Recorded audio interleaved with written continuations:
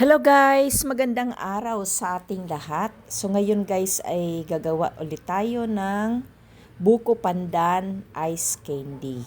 So naka-ready na ang ating tubig at ito ang ating mga ingredients. Ayun, yung Angel Evaporada. At dito ay meron na tayong 8 tasang tubig. So unahin nating i-dissolve ang ating sugar. 1/2 sugar na white at saka merong 1/4 na wash sugar. Okay, so haluin natin ito para tuluyang matunaw. So kailangan i-dissolve muna ang lahat.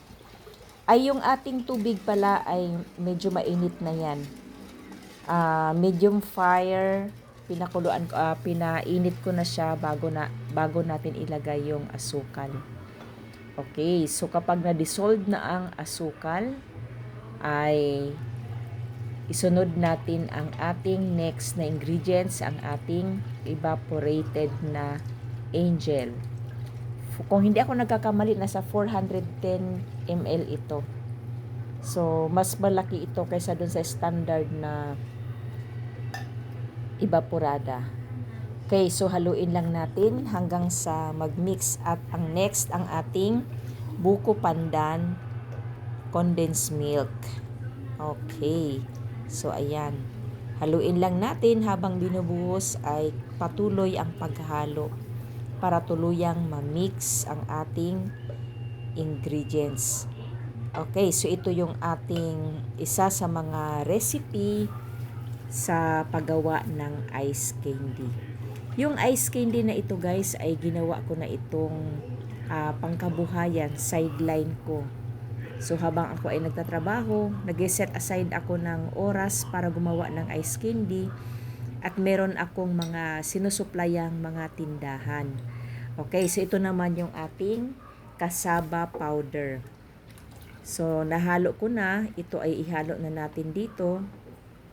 Ayan, so yan yung pinakahuling ingredients natin, cassava powder. Okay, so haluin lang natin sa medium fire. Haluin lang nating mabuti ang ating mixture hanggang sa ma-attain natin ang ating gusto nating creaminess ng ating ice candy mixture. So habang hinahalo natin yan guys ay yung ibang water content ay nag-evaporate na at unti-unting maluluto ang ating cassava powder. Ayan, so patuloy lang. So tinikman lang kanina kung tama na yung timpla, no? Yung tamis, kung nagbabalance na ba.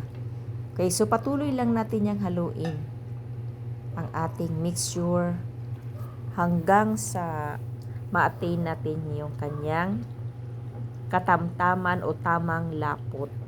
Ito guys, hindi siya pwedeng iiwan. So patuloy talaga kasi mamumuo. Nagkakaroon ng buo-buo yung cassava powder kapag tinigilan. Kasi yung tumitining sa ilalim, yun yung titigas. Ayan. So matyaga lang talaga. Hinahalo ko ito sa loob ng 10 hanggang 15 minuto. Oo. So kailangan talaga nito ay kailangan tiyaga-tiyaga sa paghahalo para maging masarap at maganda ang pagkahalo ng ating ice candy. Ayan. So, haluin lang natin.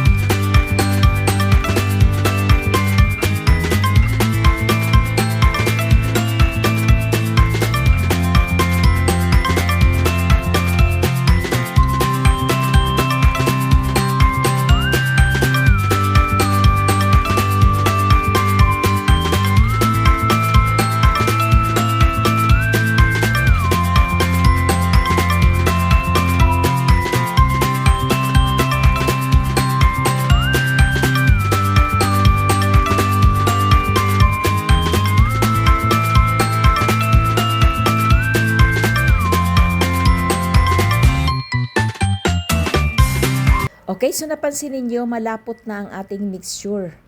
Paglipas ng ilang mga saglit sa paghahalo, malapot na siya. Ayan. So, nagkaroon na, parang nabawasan ng konti dahil nga nag-evaporate yung ating mixture, no? Yung mga water content nag-evaporate ng konti, kaya, ayan, malapot na siya.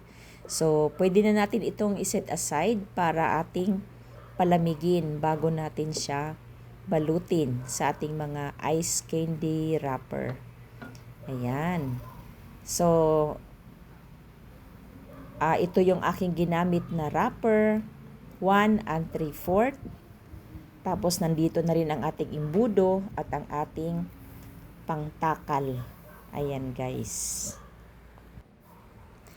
Guys, pwede din yung subukan ang pagkakitaang ito, lalong-lalo na kung darating na ang tag-init, yung summertime, mabenta ang ice candy. So, kahit na hindi tag-init, nakakabenta pa rin naman ako. Marami pa rin namang mga bumibili ng ice candy. So, dagdag ito sa ating kabuhayan. So, ito na ang ating mga nabalot. Yan, ito na yung mga nabalot natin na mga buko pandan flavor ice candy. So, yan, natatapos na rin lahat. So, pag ito ay lumamig, kahit overnight lang, yung ibang bahagi nito, yung iba ay matigas na. At ito ay magiging isang creamy ice candy. Maraming salamat sa inyong panonood. Thank you so much. Bye!